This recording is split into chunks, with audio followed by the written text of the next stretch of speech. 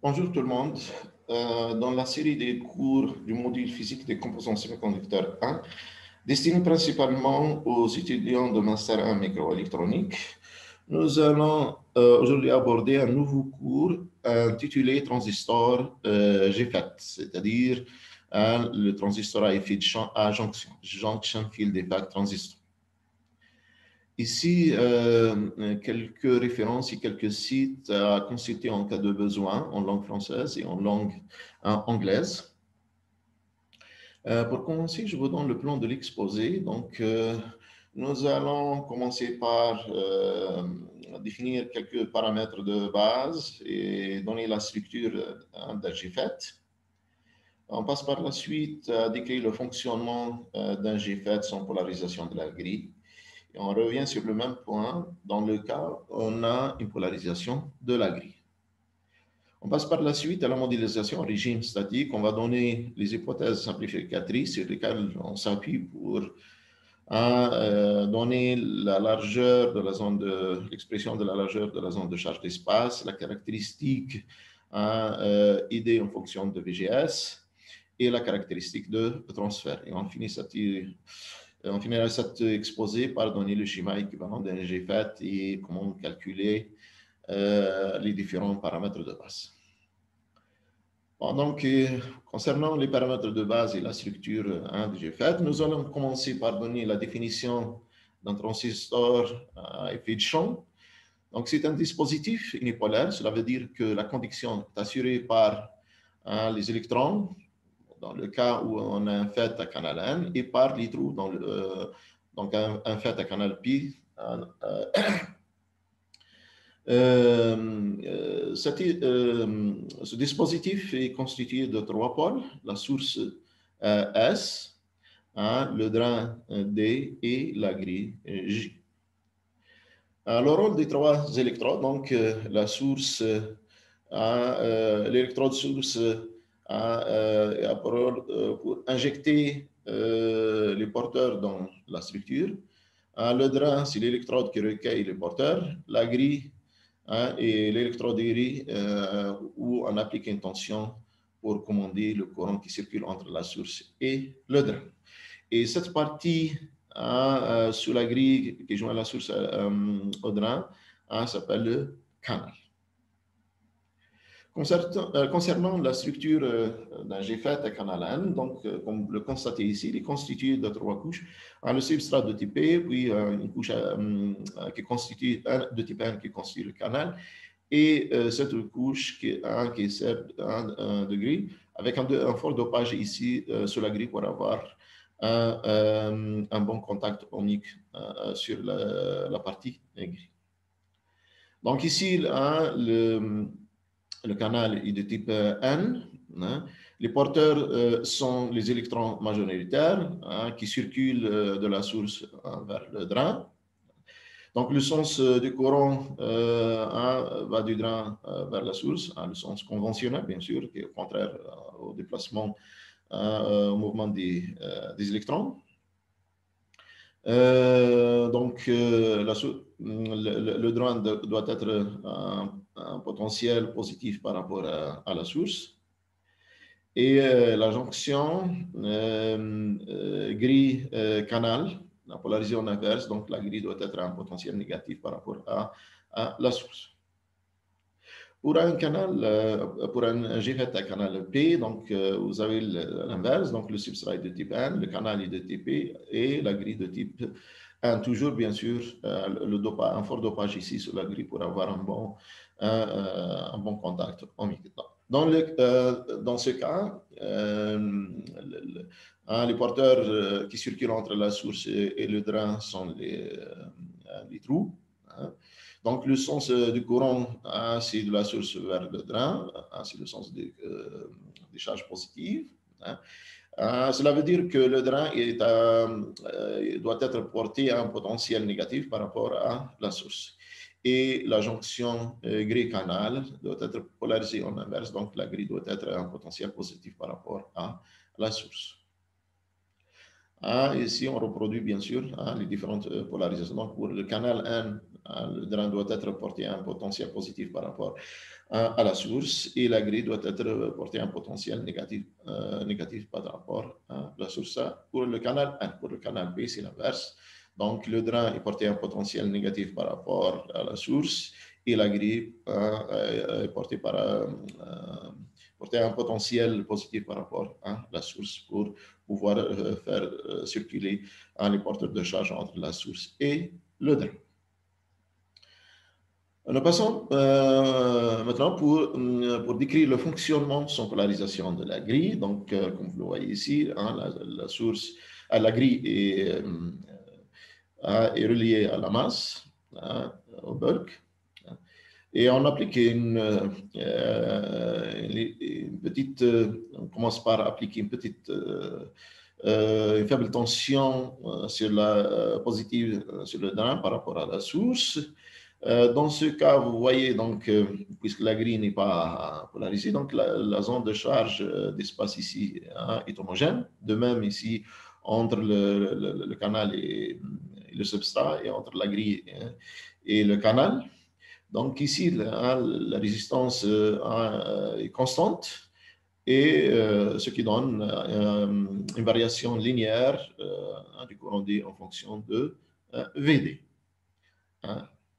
Maintenant, si on commence à augmenter un peu la tension positive appliquée au drain, donc vu sa tension positive de ce côté, donc la grille qui est ici de type P, donc va avoir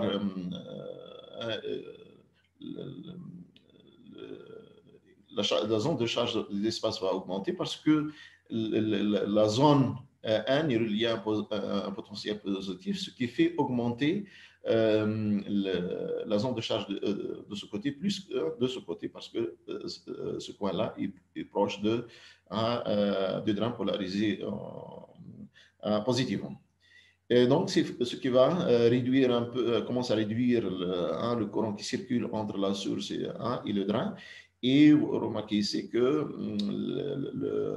la caractéristique s'écarte du comportement linéaire.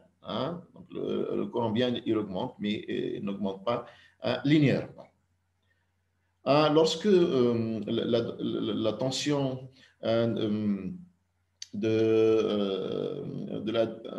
appliquée au drain devient plus importante.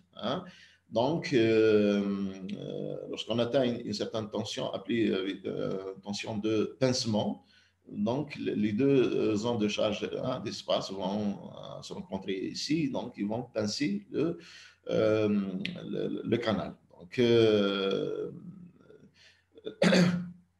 le courant va tendre vers un palier et on dit que le canal est passé. Donc, le courant ID va atteindre une valeur caractéristique appelée courant de saturation. Ce qu'on voit ici, lorsqu'on augmente aussi davantage la tension appliquée au drain, le champ ici augmente et le pincement augmente. Donc, les deux effets donc s'opposent et donc le courant ne peut pas augmenter, on atteint la zone de saturation. Lorsque maintenant on polarise la grille, donc la zone de charge au départ pour les faibles tensions appliquées sur le drain, donc malgré que la zone de charge s'élargit un peu, mais d'une façon homogène. Et dans ce cas, bien que le canal est réduit, mais la résistance reste constante le long du canal. Donc, on va avoir un comportement linéaire, mais la valeur du courant est relativement faible par rapport au cas où on avait, c'est-à-dire dans le cas la grille n'est pas polarisée. Bon, donc, lorsqu'on augmente, comme avant, donc, lorsqu'on atteint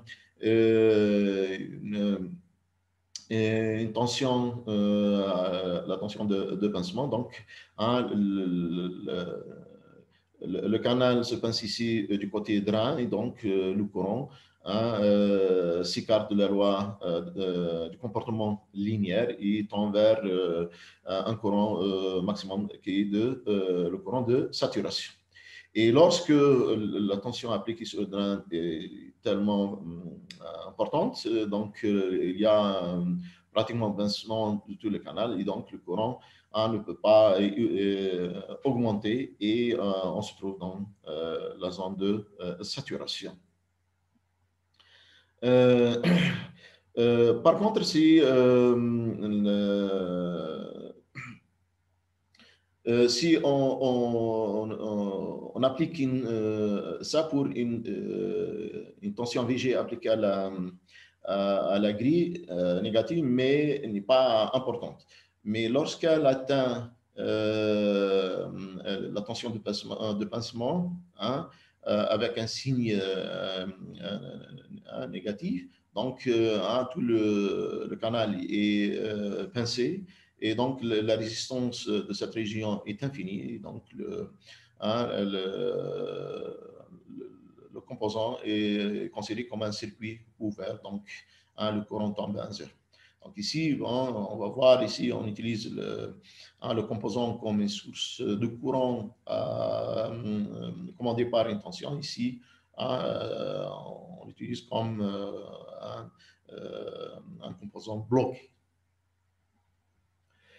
Voilà ce qu'on voit ici. Donc, en pratique, on utilise le GFET dans deux modes bien distincts. Donc, en zone linéaire, où il sert de résistance comme on dit en tension, en zone de saturation, où il peut être considéré comme un générateur de courant commandé par une tension. Donc, ici, on le considère comme un générateur de courant commandé par une tension. Ici, comme une résistance linéaire. Et bien sûr, lorsqu'on applique une tension importante, négative importante sur la grille, donc comme vous le voyez ici, on se trouve dans le régime bloqué. Donc, en résumé, là, la caractéristique IDS en fonction de VDS, donc elle commence en l'absence de la polarisation de la grille, donc le courant est important. On commence par un régime linéaire, puis on tend vers le régime de saturation. Et plus on applique une tension négative sur la grille, donc le courant diminue en valeur, jusqu'à atteindre une tension appliquée sur la grille qui est de l'ordre de moins la tension de pincement ou inférieure, donc le canal est bloqué. Voilà. Par contre, la caractéristique de transfert qui est la variation du courant EDS en fonction de VGS. Donc, vous avez ici comportement la région de saturation et inférieure à ces valeurs, une certaine valeur VP, c'est la région linéaire. Et là, lorsqu'on atteint la tension de seuil, c'est la région de saturation. Et lorsqu'on dépasse, c'est-à-dire le VGS appliqué à la grille dépasse VP, bien sûr, en valeur absolue, c'est-à-dire inférieurement à VP dans ce cas, le canal se ferme et donc on a un comportement, c'est-à-dire un transistor bloqué. Donc ça, c'est ce raisonnement est donné dans le cas où on a un GFET qui à canal 1. Donc les choses s'inversent un peu dans le cas d'un GFET à canal P. Bon, maintenant on passe à la modélisation au régime statique. Donc on va considérer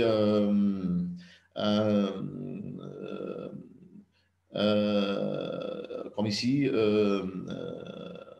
un canal de longueur L et donc où la distance entre les deux grilles, bon, on considère ici comme on a deux grilles, l'une un du haut et l'autre du bas. Et donc, la source, c'est de ce côté et le drain, c'est de ce côté. Donc, ici, c'est le canal de ce côté. Donc, pour pouvoir modéliser le composant, donc, on doit adopter quelques hypothèses simplificatrices. Donc, on va considérer que la longueur du canal, elle, est au moins 2 fois plus importante que l'épaisseur de ZA, c'est-à-dire on considère un GFET long. Hein. On considère que les deux grilles sont identiques et de largeur Z, de sens perpendiculairement au plan de la feuille, et en plus est fortement dopé pour avoir un bon contact ohmique. Les jonctions grille-canal sont supposées planes et abruptes, c'est-à-dire on passe de la grille au canal de façon abrupte. Et le dopage du canal est uniforme, pour simplifier un peu les choses. Et on considère aussi la mobilité des porteurs dans le canal constante et indépendante des champs électriques. Donc ici,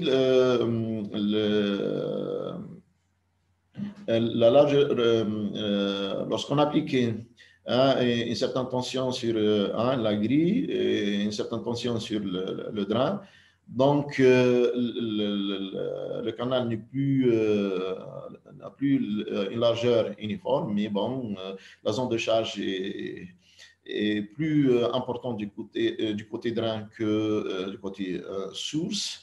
Donc, on peut constater, donc à cause de la tension drain-source dans le canal, il existe un potentiel, tel que, donc ici, pour V0 est égal à 0, et à la source, EVR est égal à VD au drain. Et à une distance X, donc il va y avoir ici un certain potentiel X. Donc à la source est relié à la masse, donc c'est 0. Au drain auquel on applique une tension VD, donc il y a une tension VD. Ici, à une position intermédiaire, donc nous avons une tension Vx. Donc, ce qui fait que la largeur de la zone de charge d'espace ici est moins importante qu'ici. Et donc, en utilisant les résultats qu'on a obtenus dans le cas de la jonction PN, donc on considère ici comme il y a une jonction PN ici, donc, la zone de charge d'espace, on a vu que ce 2 epsilon sur Q1 sur 1D plus 1 sur 1A, facteur de la tension qui règne en un point donné. Donc, il y a la barrière auquel on ajoute la tension qui vient de la polarisation. Mais on ne voit pas ici le 1A parce que le 1A est considéré fortement dopé, donc 1 sur 1A est négligeable devant 1 sur D. Et VB ici, c'est la barrière de tension entre les jonctions grille-canal. Maintenant, si on applique une tension VG sur la grille, donc comme on a vu dans le cas de la jonction PM, donc il faut ajouter ici, il faut retrancher ici la tension appliquée sur la grille. Pour avoir la caractéristique ID en fonction de VGS, donc on va commencer par déterminer la résistance de l'élément dx ici, qu'on voit ici. Et donc, elle est donnée, on applique la relation R est égale à ρ L sur S. Donc, ρ, c'est l'inverse de la conductivité. L, c'est dx, c'est la largeur de la zone de charge d'espace. Et la surface, c'est Z par 2A moins la zone de charge d'espace. Avec, bien sûr, la conductivité, c'est qu'un D de 1 μ. Donc, le passage de courant dans cette résistance élémentaire va donner une chute de tension dV, donc qui est égale à I dV par dR. Hein, donc, on trouve ça. Et pour avoir la tension 1, la chute de tension entre la source et le drain, donc il faut intégrer cette expression de 0 à L, comme ici. Et donc, après avoir effectué toutes ces intégrales, donc on va trouver cette expression pour le courant. Donc, vous voyez quand même que c'est une expression qui est relativement un peu compliquée. On va faire apparaître la conductance du canal donnée par cette expression et la tension interne de pincement, donc, qui est aussi donnée par cette expression. Donc, pour avoir la caractéristique donc, de transfert, donc, on considère le pincement du canal survient pour une tension drain-source de saturation est égale à Vp0 moins Vb plus Vg. Et donc, si on remplace dans l'expression du courant, donc, le courant qui circule entre le drain et la source va avoir cette expression ici. Donc, c'est une relation qui exprime la variation du courant de saturation en fonction de la tension grid. Et elle est appelée la caractéristique de transfert. Donc, en pratique, on n'utilise pas vraiment cette expression qui est relativement lourde. Donc, on préfère une relation parabolique donnée par la relation empirique suivante. Donc, elle est plus simple que cette expression. Bon, pour les zones linéaires de la caractéristique statistique, donc dans ce cas, le VD va être très inférieur à la tension de la barrière, de la jonction gris-canal, moins la tension appliquée à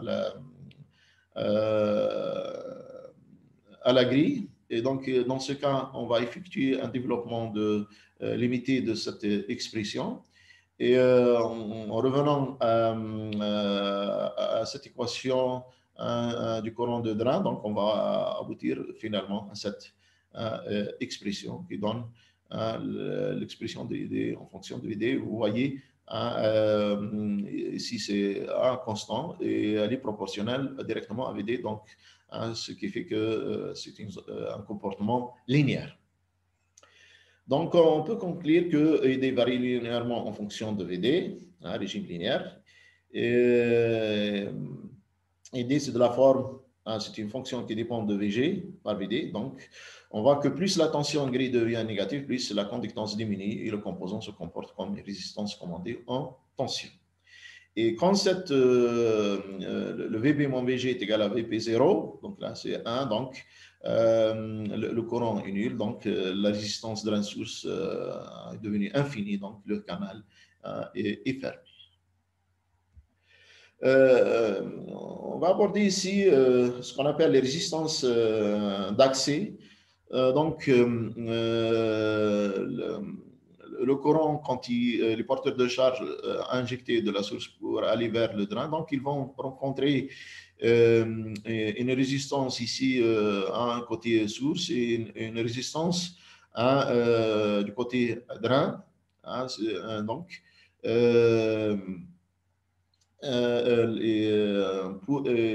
le courant, quand il traverse cette première résistance, donc il va passer par cette zone active.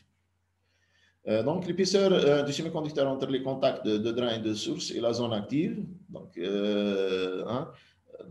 cette zone, il est ici deux endroits du côté de source.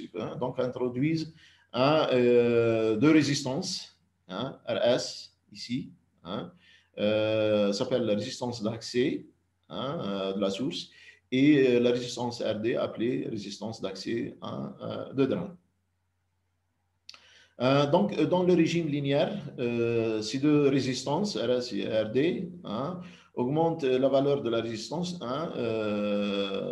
drain source.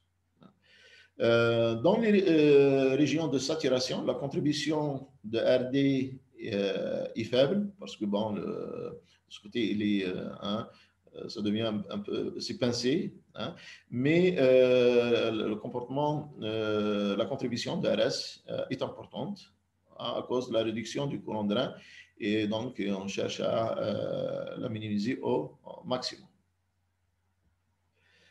Bon, concernant le régime de fonctionnement, donc on peut avoir un régime statique ou un régime dynamique. Donc, dans le cas des régimes statiques, c'est-à-dire continu, donc le courant et la tension sont toutes continues, c'est-à-dire statiques ou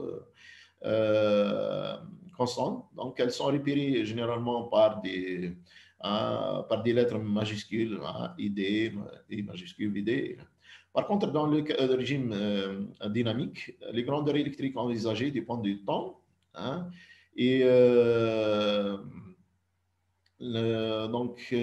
et généralement, elles sont pour le régime important qu'on utilise en électronique, c'est le régime dynamique, particulier le régime petit signal, c'est-à-dire lorsqu'on traite, c'est-à-dire on se situe dans l'électronique linéaire où les grandeurs électriques sont formées par une valeur statique plus une petite variation dynamique autour de cette valeur. Donc, en électronique, on a soit un régime statique où tout est constant, c'est-à-dire le courant, la tension, ou un régime dynamique où on superpose aux tensions continues une petite variation dynamique qui varie en fonction du temps. Et la plupart des cas, cette composante dynamique superposée à la composante continue et varie sinusoïdalement. Bon, concernant le schéma équivalent d'un GFET en régime petits signaux en dynamique, c'est-à-dire lorsqu'on a appliqué une composante continue auquel on superpose un signal de faible amplitude qui varie généralement sinusoïdalement. Donc, le schéma équivalent du transistor GFET correspond à ce schéma qu'on a donné ici. Donc, vous voyez la résistance ici entre la grille et la source, appelée la résistance d'entrée, qui est très importante, donc qui traduit la fuite des jonctions en inverse. Donc, parce que le courant gris source doit être faible. Bon, la résistance RS, résistance série entre le contact source et la région des canals, qui est de l'ordre de 50 ohms. On a dit qu'on cherche à la minimiser. Il y a la capacité CGS, aussi c'est la capacité d'entrée entre la grille et la source, qui est la capacité d'une jonction en inverse. Pour le circuit de sortie, donc entre le drain et la source, donc nous avons la capacité CDS, c'est la capacité de sortie qui est de l'ordre du picofarad.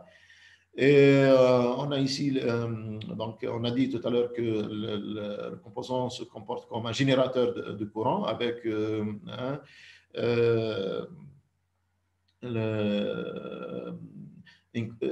conductance de sortie JDS qui est de l'ordre de 10-5-1. Et il y a aussi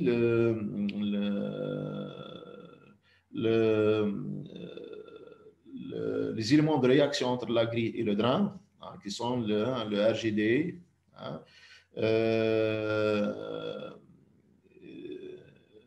et le CGD, et le RGD, et RGS, et le CGS. Donc, RGD, CGS. Bon, concernant pour calculer les éléments essentiels, c'est-à-dire ici on donne le résumé, comment calculer les différentes grandeurs et les paramètres d'un transistor JFET. Donc, nous avons ici le courant de drain, hein, qui est donné par cette expression. Donc, on préfère cette expression parabolique. Donc, la transconductance, la résistance de sortie, la capacité gris source, la capacité gris drain, la capacité gris substrat et la fréquence de transition. Donc voilà, grosso modo, un peu l'essentiel sur le transistor GFET.